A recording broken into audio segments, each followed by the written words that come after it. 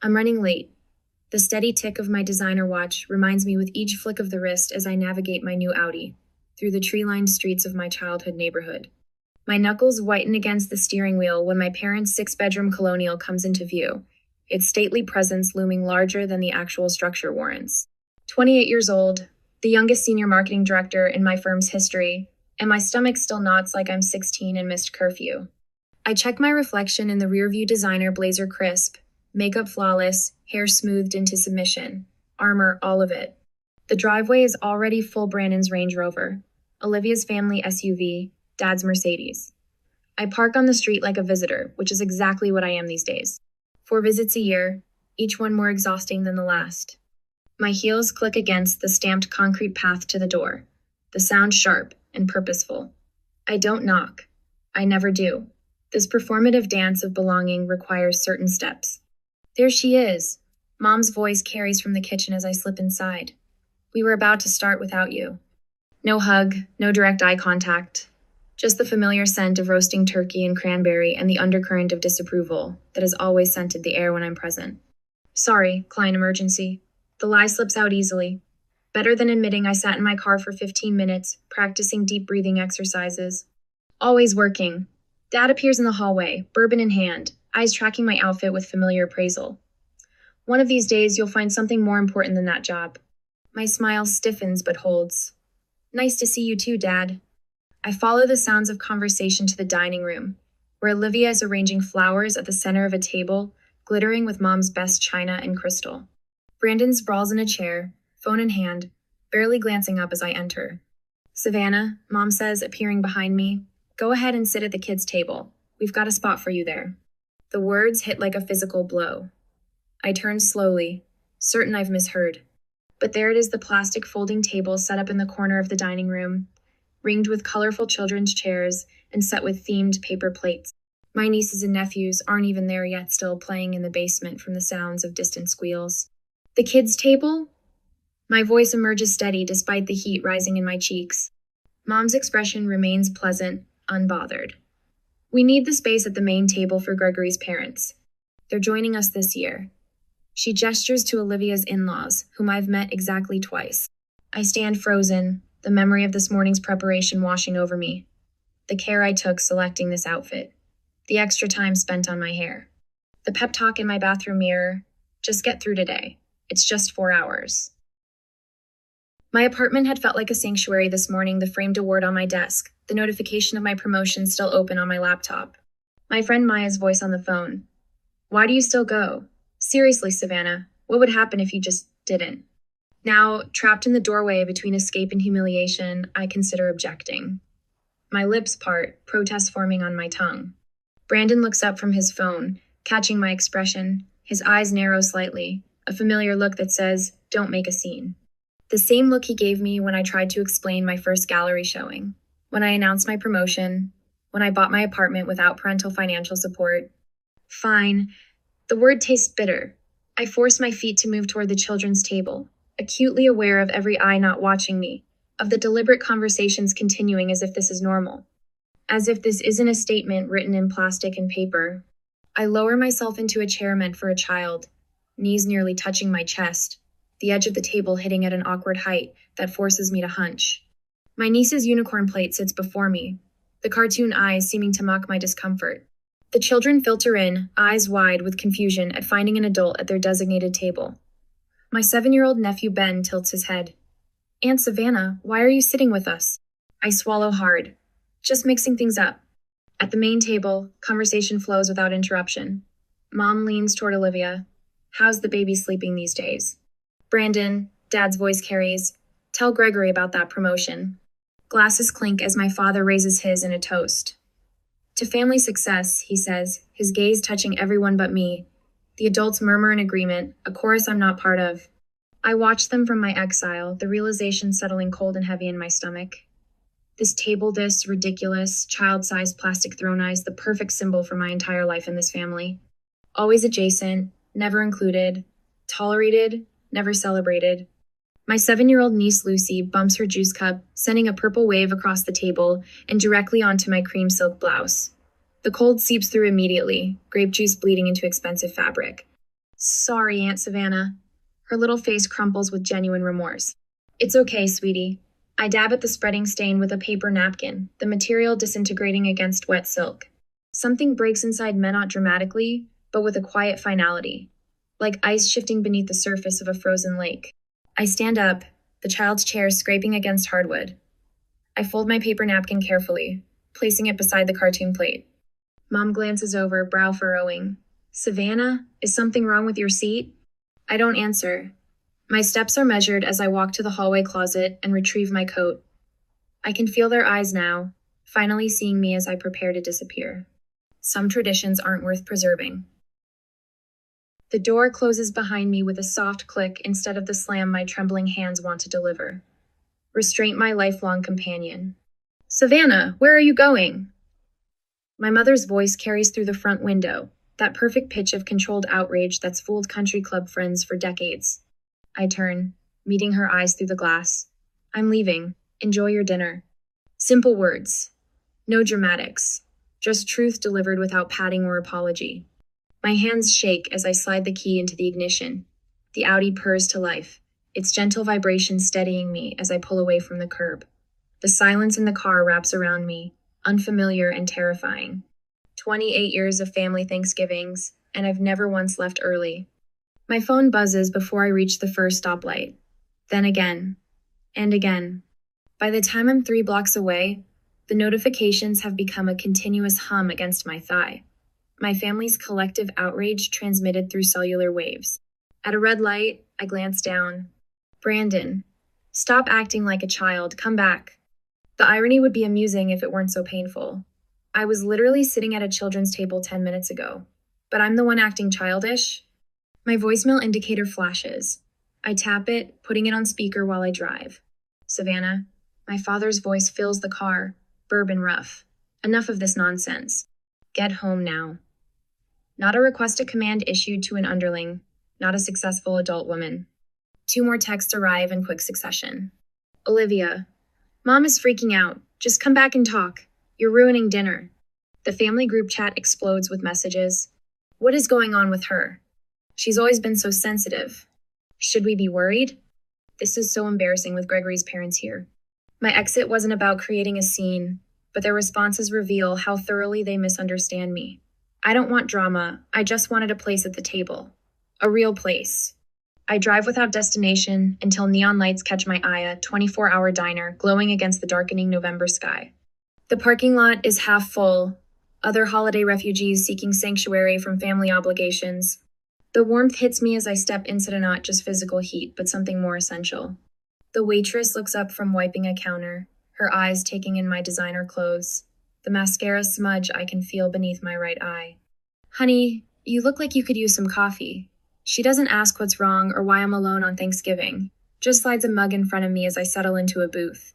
And maybe a slice of pie, she adds, her smile genuine in a way my mother's never is. That would be perfect. My voice cracks on the words. While waiting, I scroll through my phone's photo gallery.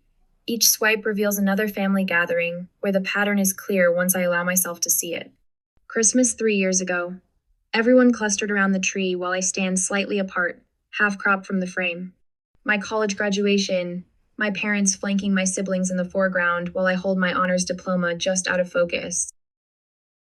I screenshot a text from my mother from last year. How's that little job going? Still enjoying playing businesswoman? Senior marketing director? Youngest in company history. But in her eyes, I'm playing pretend. I find the email from my father, sent to Brandon and Olivia, but accidentally copying me. Investment opportunity too complex to include Savannah. You know she wouldn't understand it anyway. My calendar reveals the pattern 2-8 consecutive family events where I was seated at a side table, at the end of the row, or literally in another room. The pie arrives, golden crust and tart cherries, as I compose my message to the family group chat. I select the Christmas photo, the one where I'm half cropped out, and type a caption.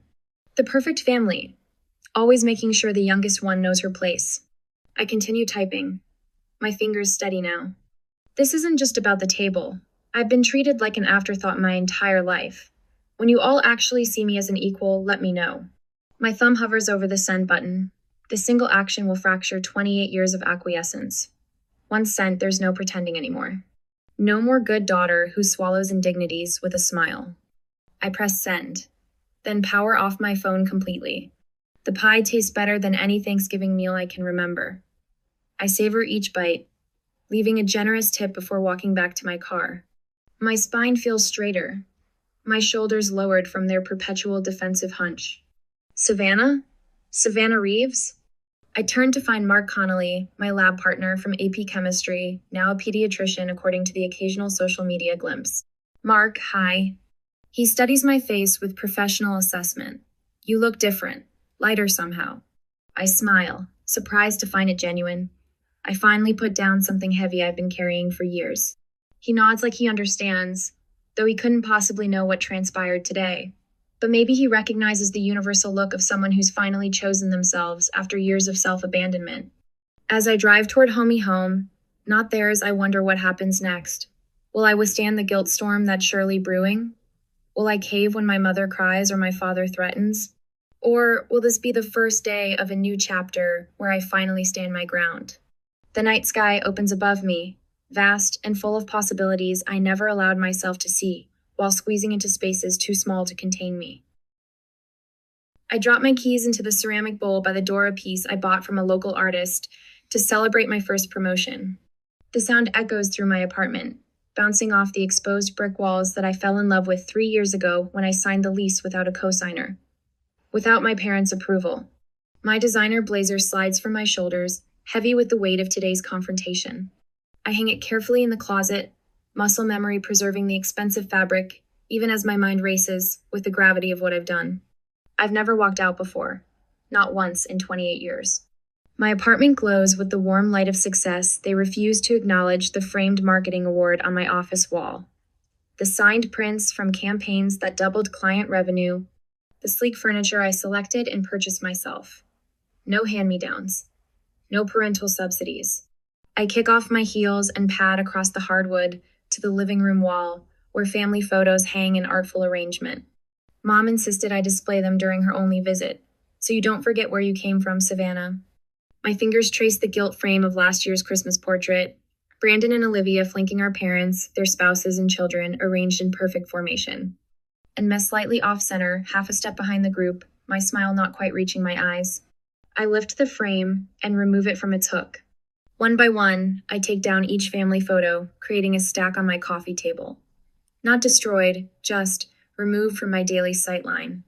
The wall looks strangely empty, but I feel fuller somehow. My phone sits dark and silent on the counter where I abandoned it hours ago. The notification light blinks accusing word, red, red. I leave it there and open a bottle of wine instead. Tonight, I sleep uninterrupted by family-induced anxiety for the first time in memory. No 3 a.m. spiral of imagined criticisms. No mental rehearsal of responses to potential jabs. Just darkness and peace, and the distant sound of city traffic below my window. Morning light streams through my eastern windows, painting golden patterns across my bedspread. I stretch, muscles relaxed in a way that feels foreign after years of tension. For a moment, I forget yesterday's upheaval and simply exist in the warmth. Then reality returns, and with it, a strange sensation in my chest. Not the familiar tightness of dread, but something lighter. Something that feels dangerously like freedom. I shower, dress in soft lounge clothes, and make coffee before approaching my phone. The blinking light has become frantic texts, calls, voicemails accumulating throughout the night. I take a deep breath and press the power button. The notifications flood my screen in a digital avalanche of family reaction. Dad, 6:42 p.m. Where did you go? Call your mother immediately. Dad, 7:15 p.m. Your mother is devastated. Fix this now. Mom, 6:38 p.m. Savannah, please come back. We're worried about you. Mom, 8:24 p.m. I don't understand why you're making this into such a big deal. It was just a table arrangement. Brandon, 7:03 p.m. Way to ruin dinner. Mom's upset and Dad's furious. Nice work. Brandon, 10:17 p.m. If you thought this would make us respect you more, you're wrong. You're acting like a child. Olivia, 6:55 p.m. Where are you? Mom's freaking out. Olivia, 8:42 p.m. Do you realize how selfish you're being? Mom can't stop crying. The messages escalate through the evening, concern morphing to anger, then outright threats. Dad's final text suggests reconsidering financial support I haven't received since college. My brother questions my mental stability. My sister invokes family loyalty as if it's a one-way obligation.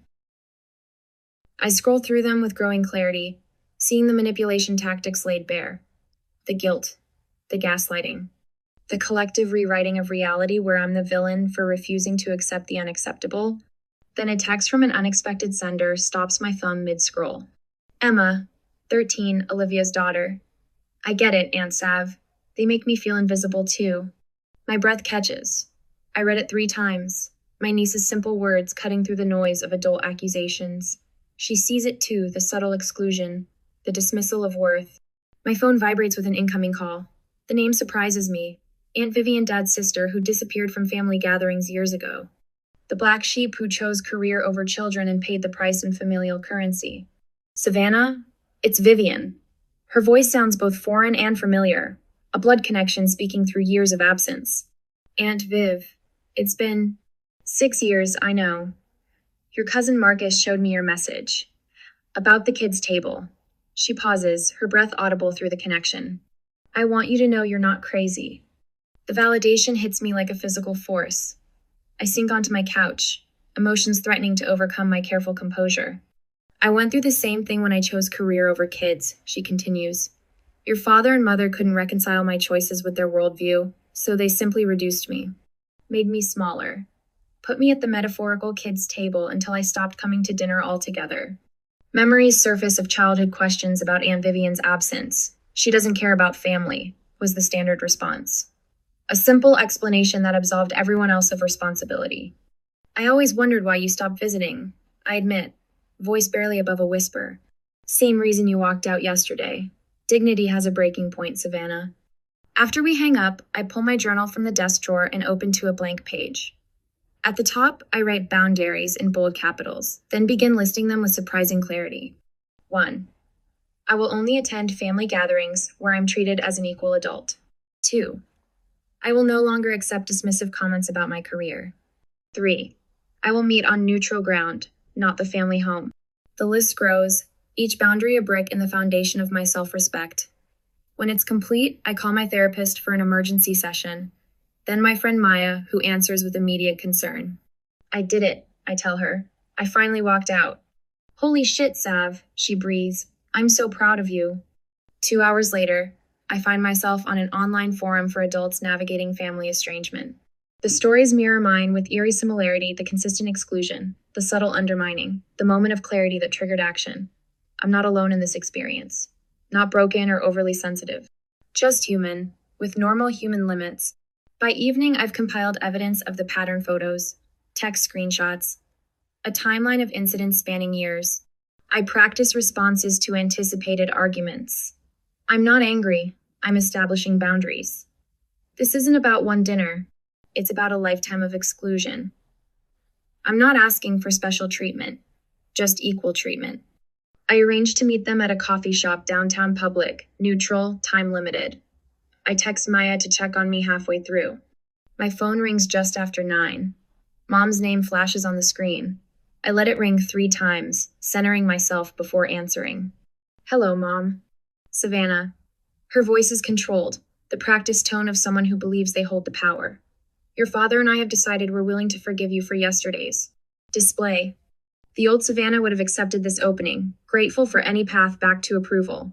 But that version of me sat at a folding kids' table and accepted paper plates, while adults dined on china. I inhaled deeply, feeling my spine straighten. That's interesting, I reply, my voice steady and clear, because I'm still deciding if I'm willing to forgive you. The silence that follows stretches so long, I check to see if the call disconnected. But Nosha's there, breathing, recalibrating a world where her youngest daughter has suddenly, irrevocably changed the script. It was just a table, Savannah. My mother's voice through the phone carries that familiar dismissive tone, the one that's diminished my experiences since childhood. I grip my phone tighter, pacing the hardwood floors of my apartment. The space I bought myself, the life I built without their help or approval. It wasn't just a table, Mom. My voice remains steady, practiced from hours of rehearsal with my therapist. It was what the table represented. You're being dramatic. I'm being honest. I stopped pacing, standing tall beside the framed marketing award on my wall. The kids' table was just the final insult in a pattern that's existed my entire life. I tick off the evidence I've compiled in my journal. You excluded me from Brandon's investment group because, and I quote, "It's for people with real careers." You introduced Olivia as your successful daughter at the Christmas party last year while I stood right beside you. You've seated me away from adults at every family gathering since I turned 18. The silence on the other end stretches long enough that I check to see if she's hung up. That's not how it happened, she finally says, but her voice lacks its usual conviction. I have the texts, Mom. I have photos. I have emails. I trace my finger along the compass tattoo on my wrist me private reminder to follow my own direction. This isn't about one dinner. This is about 28 years of being treated as less than. She shifts to Gilther, next defensive tactic. After everything we've done for you, what exactly have you done for me lately? The question slips out sharper than intended, but I don't retract it. My apartment? Bought it myself? My education? Scholarship. My car? My savings. My career? Completely self-made. Another silence. Then, what do you want from us, Savannah? The question catches me off guard not because it's unexpected, but because it's the first time she's ever asked what I want. I want to be treated with the same respect you give Brandon and Olivia. My voice softens but remains firm. I want my achievements acknowledged. I want a seat at the actual table literally and figuratively. I hear her inhale sharply, and in that breath, I sense the first crack in her armor. She knows her usual tactics aren't working. My phone buzzes with a group text from Brandon that evening. Emergency family meeting tomorrow night. We need to discuss the Savannah situation. 7 p.m., Mom and Dad's. Savannah not invited. I smile despite myself. The family is scrambling. An hour later, my 13-year-old niece sends a screenshot of their living roomy parents, Brandon, and Olivia huddled in intense conversation. Her message reads, "They're freaking out, Aunt Sav. Dad keeps saying you're ruining the family." Grandma cried, "It's better than Netflix." The next morning, one of my father's golf buddies mentions the situation during a client meeting. "Robert says things are tense with your family right now," he says awkwardly. "Hope it all works out." When I check Facebook, my mother has posted a vague plea for prayers during this difficult family time. The comments flood with sympathetic responses, friends asking what happened, offering support without knowing the situation. They're losing control of the narrative, and it terrifies them. I spend 3 hours crafting my email. Each word precisely chosen, each example meticulously documented. I attach family photos spanning years images that clearly show the pattern of my exclusion. When finished, I address it to my entire extended family, not just my parents and siblings. I love you all, but I love myself enough to demand respect. I write in closing, then press send before doubt can creep in. Responses trickle in throughout the day. My cousin Michael. "I've watched this happen for years and never said anything. I'm sorry, Savannah." My father's sister who stopped attending family functions years ago. "It took courage to say what I never could. Proud of you, niece." Even my mother's best friend sends a private message. "Your mother and I have been friends for 30 years, but you're absolutely right. I've seen how they treat you." I hadn't expected allies. I'd prepared to stand alone. "Can we talk?" Olivia's voice sounds different on the phone. Smaller. I'm listening. I curl up in my reading chair, guard still up. "I've been thinking about things." She pauses. "About how we've treated you." I wait, refusing to fill the silence. "Greg mentioned something last night," she continues. "He said he's always been confused about why you're treated differently. He thought maybe there was some history I never told him." "And what did you say?" I couldn't think of a reason. Her voice cracked slightly. "I never thought about how it looked from your side. I just accepted that's how it was." It's not exactly an apology, but it's the first crack in the family's united front. When the formal invitation arrives in my email, I almost laugh out loud. The Reeves family requests the pleasure of your company for a family discussion dinner. Seating arranged by Savannah Reeves. The location is a neutral restaurant downtown, not the family home where they hold home court advantage. The time works with my schedule, not theirs. Every detail acknowledges my new position of power. I smile as I type my response. I accept. For the first time in my life, they're playing by my rules. Now I'll discover if my family is capable of genuine change, or if I'll need to create a life without them in it. The ball is finally in my court, and I'm ready to serve. I arrive at Marcello's 20 minutes early, my heels clicking against polished marble as the hostess leads me to the table I specifically requested when making the reservation. Round. Equal. No head, no foot, no hierarchy built into the furniture itself. Perfect, I tell her, sliding my blazer from my shoulders. The material is expensive, a power color that makes my skin glow. Armor again, but different this time. Battle dress rather than camouflage. I place the name cards with deliberate care.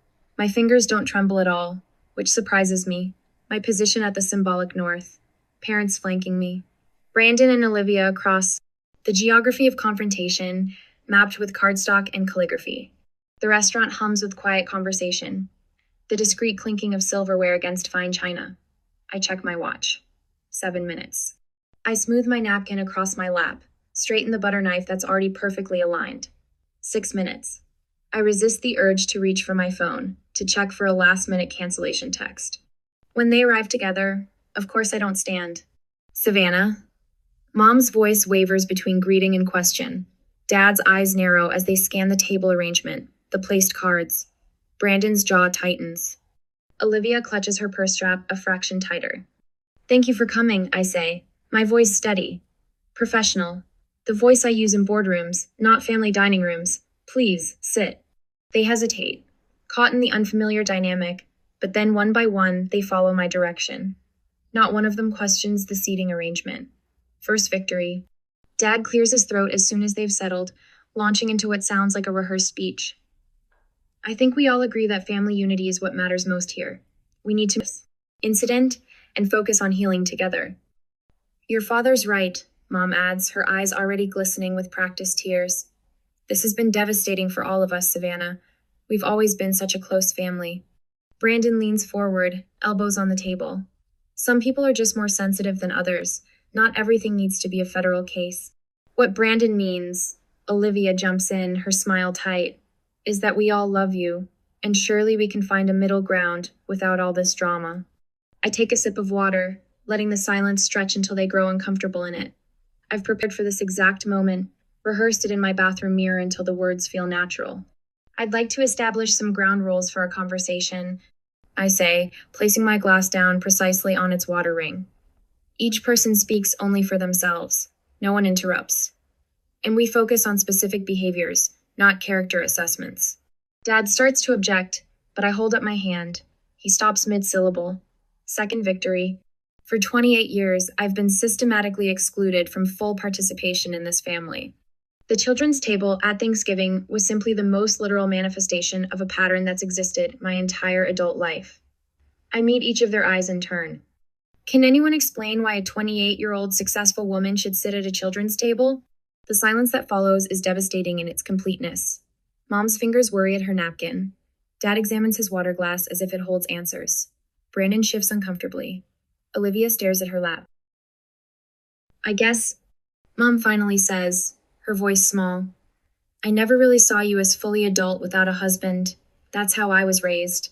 A woman becomes a woman when she has a family of her own. Dad's admission comes gruffly. In my day, success meant family, not just career. I built something that will outlast me. Your job. It's just not the same. Maybe, Brandon adds, surprising me with his hesitancy. I've been intimidated by how easily everything comes to you. You didn't need connections or Dad's help like I did. It was easier to dismiss your achievements than admit that. Olivia's eyes shine with actual tears now, not the performative ones she usually deploys. I knew it wasn't fair, how we treated you. But changing it meant acknowledging my part in it. She reaches across the table, stops short of touching my hand. I'm sorry, Savannah, truly. I absorbed their words, feeling something shift inside me. Not forgiveness exactly, but recognition. The first honest conversation we've had in decades. Moving forward, I say, my voice firm but not unkind. I need certain boundaries respected.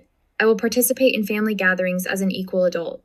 My career and life choices will be respected, even if they're not understood. I expect acknowledgement of my achievements the same way Brandon's and Olivia's are celebrated. I fold my hands on the table. I want a relationship with all of you, but it has to be mutual respect or nothing at all. I won't hesitate to walk away again if old patterns reemerge. They exchange glances, having a silent conversation I've been excluded from countless times before. Finally, Dad nods. You've certainly grown up, Savannah, he says, the closest thing to approval I've ever heard from him. I meet his gaze steadily. I've been grown. You're just finally seeing it. The check arrives, placed exactly between Dad and me. I reach for it before he can, sliding my credit card inside the leather folder without checking the amount. The symbolism isn't lost on any of us. When the waiter walks away, Mom touches my wrist hesitantly. Do you think it's really possible to change how we've always been? The question hangs in the air between us, honest in a way I never expected. I don't have a simple answer, and for once, I don't try to manufacture one. Is it ever really possible to change decades-old family dynamics? Or am I setting myself up for disappointment? My kitchen bustles with movement and conversation, a symphony of life that fills my apartment. The scent of roasting turkey mingles with cranberry and fresh herbs, familiar yet somehow new. I check my designer watch, no longer counting the minutes until escape, but noting that everything is right on schedule. Aunt Savannah, is this enough sage for the stuffing? Lucy stands on a step stool beside me, her 13-year-old hands carefully measuring herbs. Perfect. I squeeze her shoulder. You've got a natural talent for cooking. The dining table stretches through the living area of my apartment, a single expansive surface with chairs for everyone. No plastic folding tables in sight. No exile to the corner. Mom appears at my elbow, casserole dish in hand. Where would you like this, Savannah? The question still catches me off guard, even a year later. On the sideboard, please. We'll bring everything to the table together. She follows my direction without comment, placing her famous green bean casserole exactly where I've indicated. The small victory still feels monumental. Dad hovers near my wine rack, bourbon untouched in his hand. That advertising campaign you developed for the Children's Hospital quite impressive. My golf partner's son works in marketing at NYU. He mentioned it. I don't miss how he struggles to maintain eye contact, how his fingers tap against his glass. But the words are genuine. Thanks, Dad. It increased donations by 37%. Brandon appears from the living room, phone absent for once. Savannah, got a minute? I'm considering a lateral move to Thompson & Brooks. The pay cut would be temporary, but the creative opportunities. He trails off, uncertainty flickering across his face. I nearly dropped the serving spoon, Brandon asking me for career advice. It depends on your 5-year plan. Thompson's digital division is expanding rapidly. Olivia approaches, her newest edition cradled against her shoulder. Would you mind holding her while I help set up? She's been fussy all morning, but she seems to like you. Without waiting for an answer, she places the infant in my arms. Not as an afterthought babysitter, but as a trusted equal. The weight feels right somehow. We understand each other, don't we? I whisper to the baby, who blinks solemnly up at me. This place is gorgeous, Dad comments, gesturing around my apartment. Smart investment in this neighborhood. Mom reappears from the dining area, measuring spoons in hand. Savannah, could you sit the children? She freezes mid-sentence, color draining from her face. The room goes silent. Every eye turns toward us. Mom swallows, then corrects herself. Actually, I'd love your help arranging everyone together. You always know exactly where people should be. Our eyes meet, understanding passing between us. Happy to, I reply, accepting both her correction and what it represents. My best friend Maya emerges from the guest bathroom, her presence alongside my family no longer strange but essential. My father's sister absent from family gatherings for nearly a decade chats comfortably with Olivia's in-laws near the window. I catch my niece explaining to Maya's daughter. My aunt taught us about boundaries, her voice swelling with pride. Slipping away for a moment, I stand alone in my kitchen. Last year's humiliation at the kids' table flashes through my mind: the plastic chair, the cartoon plate, the physical manifestation of how they saw me. I pull my gratitude journal from the drawer and write a single line. Today I sat at the table I deserve. When we gather for the meal, hands linked around my table, Dad asks what we're each thankful for. When my turn comes, I say simply, growth, in all of us. The glances exchanged around the table speak volumes. Some traditions deserve to be broken, so better ones can be built. My place card stands at the head of the table, my name written in my own hand.